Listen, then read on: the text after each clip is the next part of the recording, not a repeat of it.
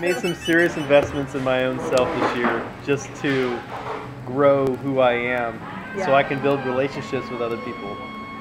You know, because I think that for me, I have found that, you know, I need to start making better connections because I'm a very structured person, and I like to I'm a project manager by trade. That's what I do. So I like to assess how things are going and how they work, and then I start like breaking it down to the process level, like how can I do this, or what can I change, or what can I improve the process. Yeah. But I found over the years that I had to put more focus on the value of the relationship. Yes. So that's what we were going to talk a little bit about today. Yes. Relationships. So tell me how you infuse relationships into what you do. Yes. So in the beginning, when I learned about business, I mean, it's like you have to kind of know what your message is, but then you don't want to be all salesy when you meet somebody.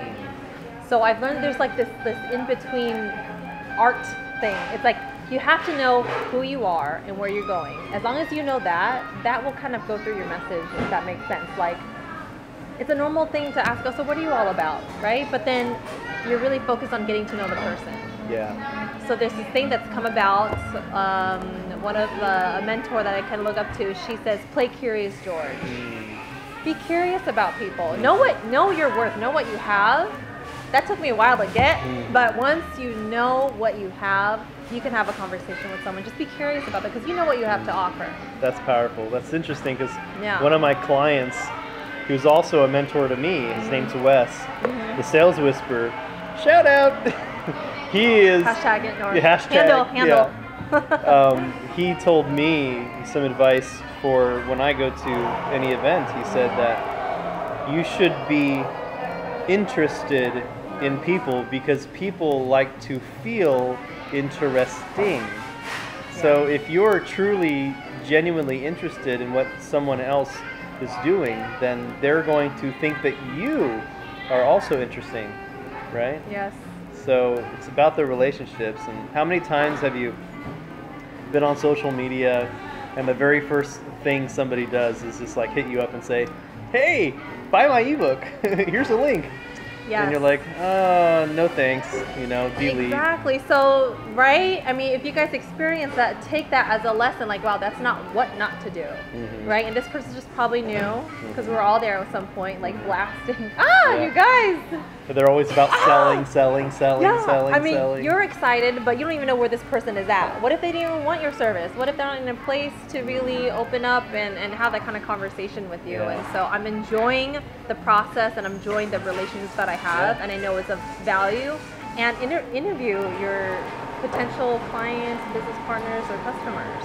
That's true. And you don't know what stage they're in exactly. Exactly. But you do know that relationships are vital and it could turn into something fruitful. Yes. You know, a funny, interesting story. I've actually had a relationship that didn't work out. A very interesting business relationship that I had brought someone in, and he's a lifestyle entrepreneur. And he's really a great guy. And honestly, I admire him a lot for what he does. He's a sales coach as well. And he and I really clicked. We put a project together for him, and it was going really well. And then some things just started, you know, going bad. And it was really a failure of communication more than anything, and kind of like expectations. And I just said, you know what?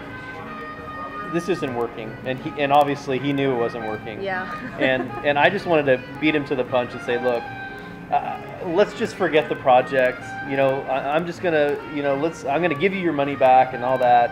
And you know, I value the relationship that we have because I respect you as a person, and I want to build our relationship. And we had a salty problem here, but I don't want that to affect our relationship. Yeah. So I tried to make everything right. Well, funny enough, years later, that person comes back to me and says, you know what, I've done other things. I've worked with other people. Some had mixed results, some good, some bad, but he never had that experience like he had with me, to where I genuinely cared about what he was doing. Yeah, and that's huge. That was a return business. He came back and we had a successful project afterwards because he knew that I cared. Yeah. I wasn't just out to get his money. You know, I really genuinely cared about the project that he was on. And I think that whatever business you're in, Yeah. if you can apply that relationship building mentality to what you do, everything else falls in place. Yeah, I know that everyone is different, but there's just something about relationships because, like what you said, it's almost like, yeah, if it doesn't work out in that realm, like you still care enough to focus on the relationship. It was not. They will feel like, oh wow, it really wasn't all about business. Yeah. Because that's not what it's not about. So. Let's talk about social media. That's what you're good at. Favorite. Tell me a little You bit about. too. I mean, dang. With me, you know, we're all still learning, but I'll talk about the future of. Let's talk about it. How you're able to build relationships Yeah. and do life. There's that relationships again. There we are. Well, I'll just talk about experience with Periscope and all this, because let's talk about doing live stuff, because LinkedIn just has that feature of going live on What? LinkedIn. Yeah. I thought LinkedIn was only just for like influencers. Are they rolling that out to the public now? No, it's been out in the public.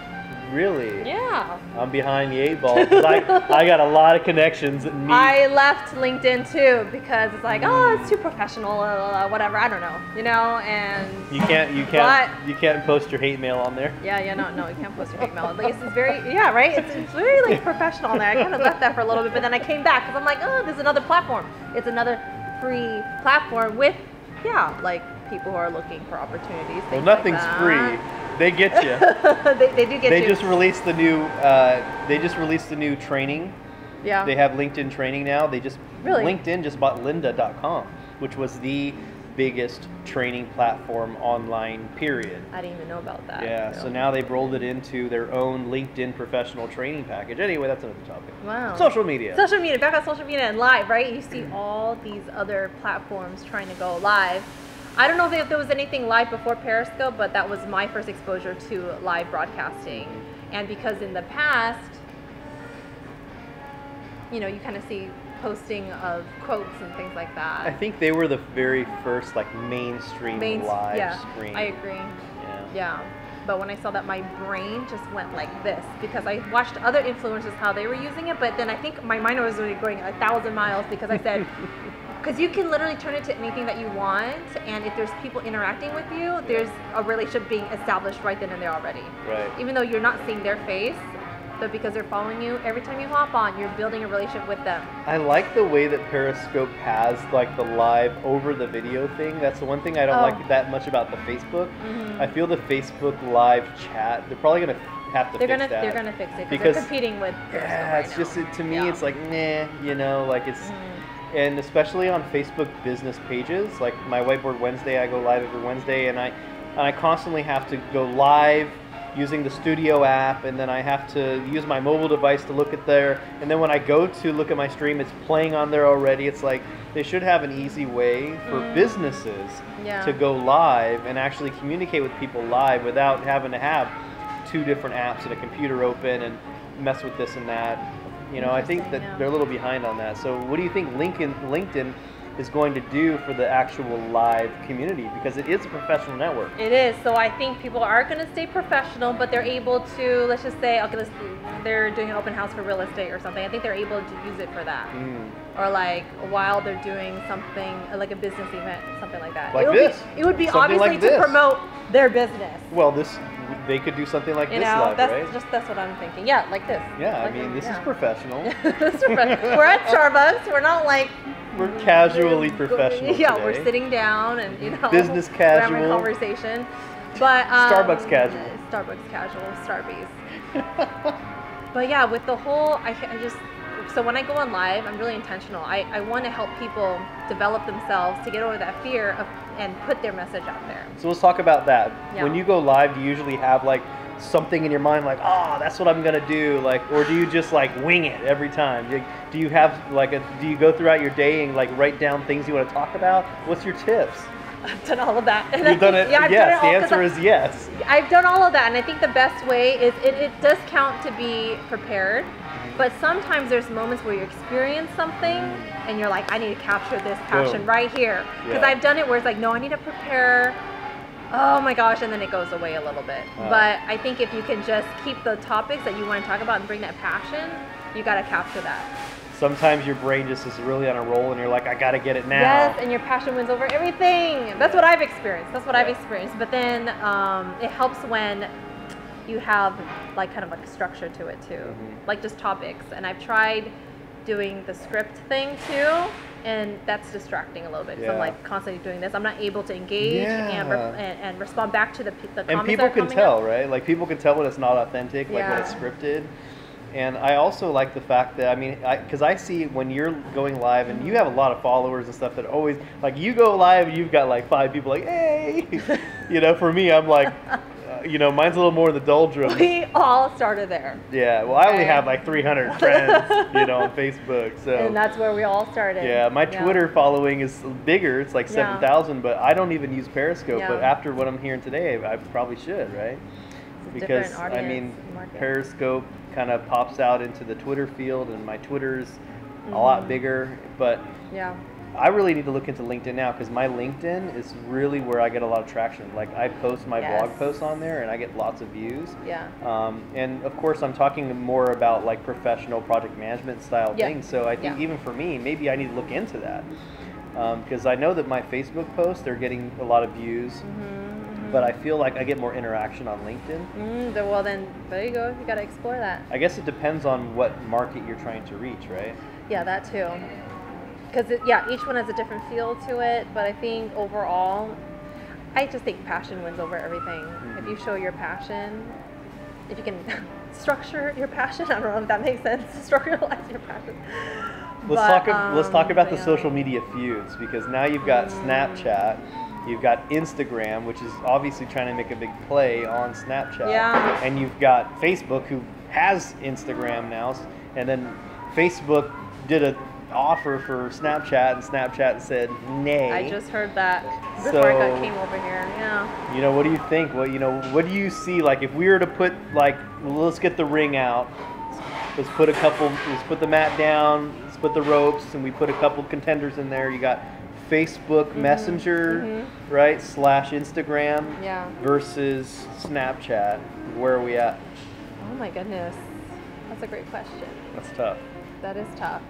Because I still think they're really different demographics. They are, and I think, well, each one capitalizes on a certain function that people enjoy so much. Yeah. Like the Snapchat, people just bust out their phone and just snap something real quick. Oh, and you gotta love all those little the filters. Oh my filters. Goodness, that's why I think Snapchat's gonna stick around for a really long time, and people are just catching up to Snapchat right now, including myself. Me too. Including myself. And I think the age generation, it used to be really younger generation, like the tweens on Snapchat, and then now it's like older people are getting in there, more adults. Yes. And I think that all the platforms are actually growing in average age, because I think so it's too. fun. It's genuinely fun. And this is what I was trying to say before to people, like social media was not created to sell your product. It was created to forge relationships and have fun and be interesting and connect with people and communicate with people on a different microcosmic level. You know, it's really, especially Snapchat, where you can only do 10-second clips and they only last for 24 hours. You miss your message, you miss it. You know, you don't log on to somebody's Snapchat and see what they're doing for the day. Right. You don't see it. So each one has their own feature, so it's kind of hard, but I can, like Snapchat incorporated where you can call too and stuff like that too. So there's those features where my mom called me on it. Can you believe that? Yeah. My mom. So there's definitely features that they're all doing, like the calling stuff and the messaging. You get to message to each other. But I don't know. I feel they're all kind of implementing features that each of the other ones wish they had. Like now, like Instagram launched out the new stories, right? Like, and I feel like it was launched to right after that infamous turn down on the buy for Snapchat. Instagram was like, okay, well, we don't need Snapchat. We're going to create our own. Bam. Right then and there. We just go ahead and rock it out. Exactly. So. And I see people on social media promoting their other social media. Like Diana, I don't know if she'll see this, but Queen D, she'll see it. Okay. she'll do a Snapchat and she'll make it interesting where you want to go see what she just talked about on Facebook Live or Periscope, so people go to it. So it's all driving traffic to your so main she's location. funneling things to her other social medias. Yeah, and so she's I think using those social medias to do other social medias, and she's kind of like building the momentum up. and that's right? what's all for those of you or people who are in business. It's all about driving traffic, and it's to capitalize on all these free social media apps and capitalize on what each feature what it does. Snapchat's like a quick thing to check in on someone. You could quickly put out a little message out there for someone to take a look at something or whatever. Yeah. And then the longer content stuff is probably the live stuff or like the YouTube or your website. Yeah. Right. But that's what I'm getting so far, and you are missing out if you're not doing live because there's interaction there. Yeah. And you're seeing the expression, and people trust you more because it's like almost like they're here but just on the phone. Well, I'm excited about that's the the live thing. I think video in general is the future. Yep. I think video is an easy way for you to build a relationship with someone before you meet them. Yeah.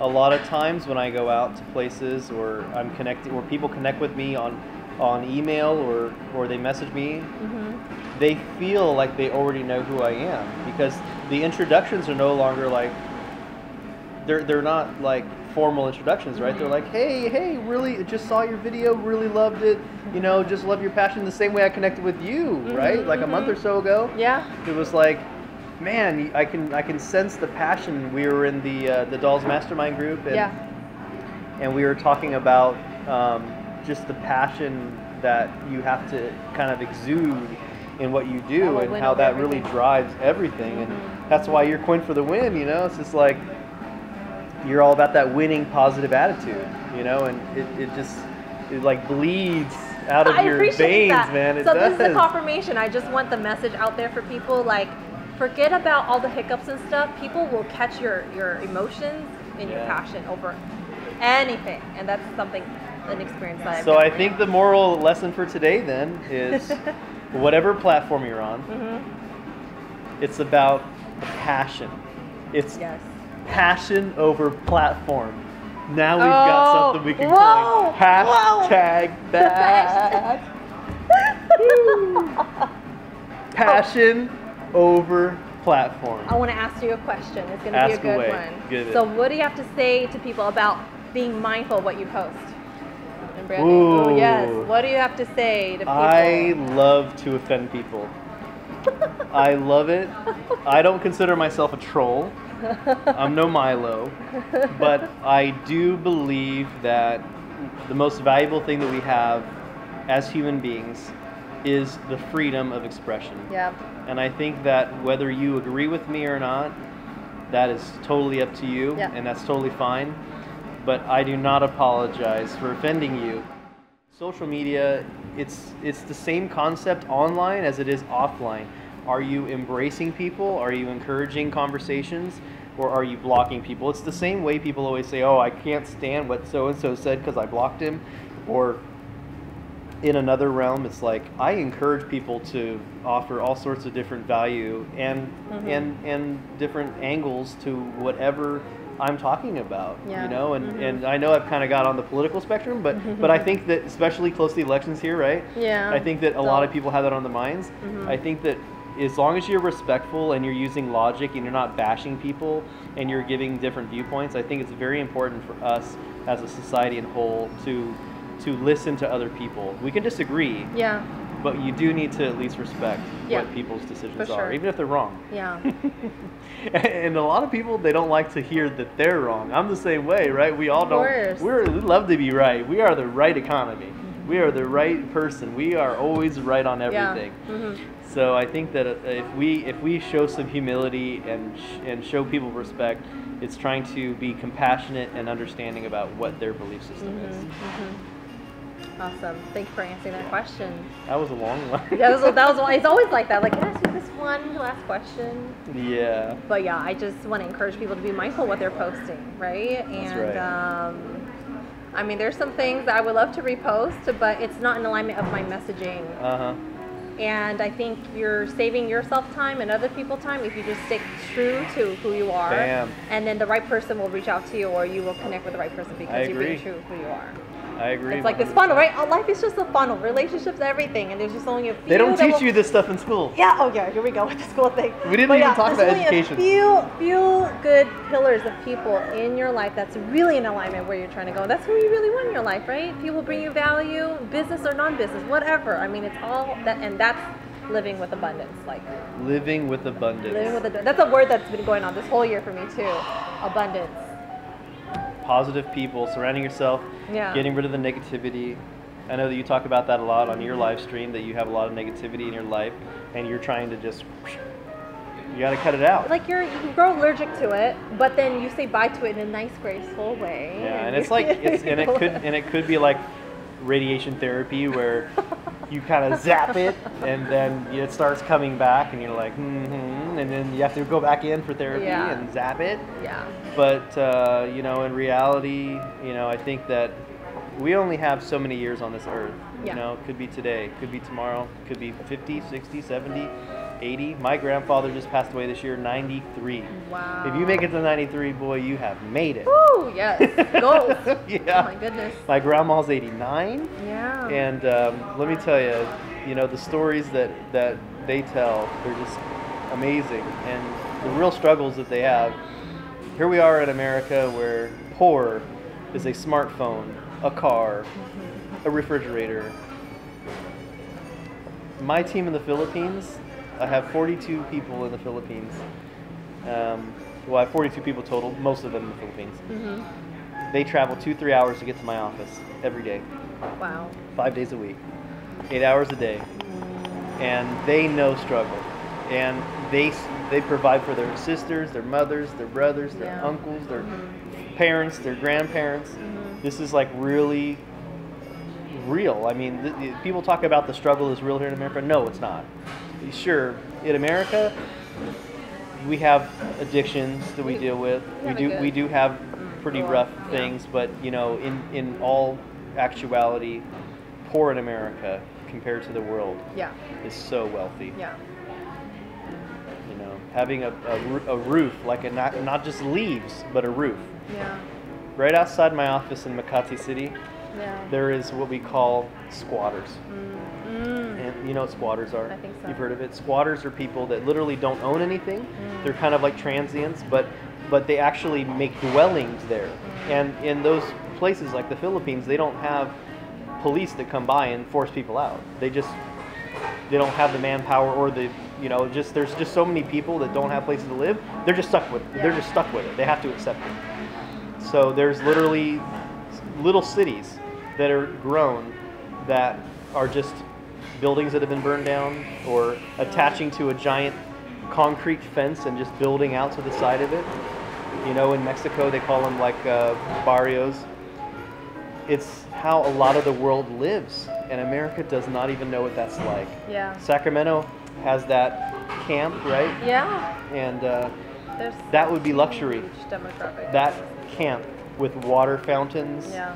with clean water, with a place to go to the restroom, Yeah. and showers, that would be heaven sent for the people Right. in other countries. That's how we have to be grateful, and we forget that it could always be worse, And right? we have to thank God every day for the blessings we have. Exactly. And I kind of want to like social media too, because of social media, there's access to information to help you with these Yes. things. Like if you have a problem, you could go online and Yeah. find out information.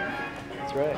And even It's in about the access of information. even Yeah, in those on that. poor areas in the Philippines, Yeah. you can get a SIM card on a Chinese smartphone that are really cheap. And most people, even poor in the Philippines, have smartphones. And guess what? They have the internet because Smart and Globe, which are the carriers over there, offer free Facebook. Oh wow. Did you know that I communicate more with my team in the Philippines on Facebook than anything else? Because they don't have to pay for internet. It's Yeah. included because they have their own version of Facebook that That's has interesting. ads. It feeds them ads and things like that, so Yeah. it pays for itself. Yeah. And they can communicate. Wow. And whenever they have typhoons and things like that, they actually have a button, check in, so-and-so is safe. Wow. They have that kind of technology. It's just limitless. We live in a world where it's just limitless of things that are coming out. technology and Yeah. entrepreneurship and innovation, Yep. they actually change lives for the better. Yeah. And that's why it's so important that we don't stifle creativity and innovation. Yes. We must be rewarding our entrepreneurs. If you come up with a fantastic innovation, you come up with a fantastic idea, they need to get paid. Yeah. Because the more those people get paid, the more they're able to get that Ferrari, the more dreaming is going to happen. Mm-hmm. Those kids, when they get up in the morning, when they're kids and they're 3, 4, 5, 6, 7 years old, what did you think you were going to be when you were a kid? Did you think you were going to be president? Astronaut? Firefighter? What was it? Seriously. What did you think you were going to be? Yeah, everyone has a fantasy. Oh when you're a kid, what gosh. did you think you were going to be? Be honest. No, I'm trying to think. I think for me, You had one. You I had know, a I'm dream. trying to, honestly, I'm trying to That's think. my point. Yeah. Some point in time, It went- from yeah. here Mhm. to here, as the life scale goes up, Yeah. your dreams, Totally. they fade. It went in the and closet. you lower your own bar. Yeah. You think throughout life, because you're so riddled with disappointment in yourself and others around you, and you're told negativity that you Yeah, can't do it, that you can't do that it. eventually you lower the bar. You don't want to do this. Yeah. You don't think you can do it. You might want to still do it. You forget it. You forget You it. forgot your dream already. Now I know, you're right? now it's coming out. now Okay, you're- now I'm an entrepreneur. That's coming out. Okay. Now But- the new dream is connecting with people. Now your new, what's your new dream? So one thing that came out of the closet when I discovered that things could be possible again, I remember trying to apply for the Peace Corps or something because I wanted to help the rural countries, like Yes. going out of like actually experiencing, seeing like how what it really Yeah. how it really is in other countries where they need help. And I think during that time, I don't know, hurricane, oh my gosh, what was it? It was something, but I saw myself traveling out of the country just to experience that. Yeah, So that was my dream, honestly. that's great. To That's be a able to very be altruistic limitless. dream of helping people. Yeah, and- helping and- people, and I just didn't think it was possible. So that's when it started going in the closet. I was like, oh, this just is no way, you know. That's right. Like I don't know how that's gonna happen. And then I saw the lifestyle of my parents and everyone around me, and that was my way of becoming successful. Was going to school and going to college. See, for me, I've always really felt passionate about helping people, like Yeah, whether me it's a too. businessman or another country, whatever. That's one of the joys that I have every day when I wake up. I know that my team that I support all throughout the world right now, not only do I get to support all these crazy entrepreneurs because their minds they're messed up, you know. And you can entrepreneurs, relate. You're like, they're- all right. that, like I said, that that squirrel syndrome or shiny object syndrome. It's just unbelievable how I can help them bring clarity to their life, their focus, and then my team in the Philippines, it's such a life changer. You know, the average person in the Philippines makes like $2 a day. So when I'm paying them Crazy. like more than double that an hour, they're That's just like, it's awesome. life changing. Like Yeah. it's generational wealth change. And No one in their family before they work for me have made this much money. Wow. It's just such a huge impact. And you know, a lot of my team, they call me Pop CJ. Pop C means like a father mentor type figure, you know, and they trust me a lot, and I built that love relationship. that. You Wow. know, most of my team have been working with me for almost 2 years. You know, Rodora, who's my main manager in the Philippines, has worked with me over 2 years now. I think the average, I've only been in business for 3 years. And how did you find them? They find me usually. Yeah. Yeah. But it was through social media, yeah? Oh, you know what? Oh, how in did the that beginning, happen? in the That beginning it was connection? tough. In the beginning it was tough. It was like social media, definitely. A lot of them find me on social media, Yeah. but you know, a lot of through Facebook. You know, and I think in the Philippines, when you have a good rapport with them as a provider and a great boss, you know, I'm not want to float my boat here, but I know I'm probably at least top 10% good bosses in the world. Because I know that I mean well. I love it. You provide and you're. I'm probably too nice. My wife tells me that I'm too nice, you know, and I've had to hire consultants to help me not be so nice. Oh my God, I had to learn that. Isn't The that balance tough? of being too nice, but then Yeah, like, because you know, get taken advantage of. Yeah. You and- want to be respected. Right. Yeah. Yeah, it's like, you know, the saying between do you want to be loved or feared? You have to find a very interesting balance behind Yeah, there, because it's if an people art aren't, doing that. if people don't think that you know, they don't think there's any repercussions for, you know, showing up to work late or whatever.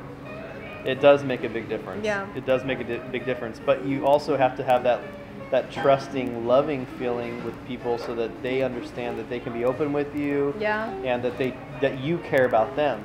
My team knows that I care about them. That's awesome. You know, they're not a paycheck to me. Yeah. You know, they're really, it's like a family.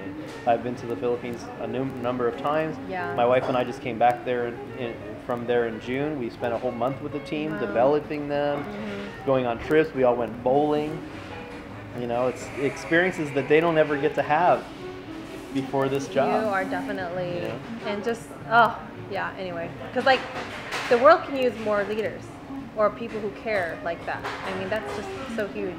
That's what's crazy, though. That I think story- most entrepreneurs have that. Yeah. I think most entrepreneurs are like me, but I don't think that they've been able to unleash that. They Like, gotta they don't unleash have more. the focus and attention that's required to get there. Like, I had a really hard time. I went to school full time. I always had a job since I can remember. I've always had 2 jobs since I can remember.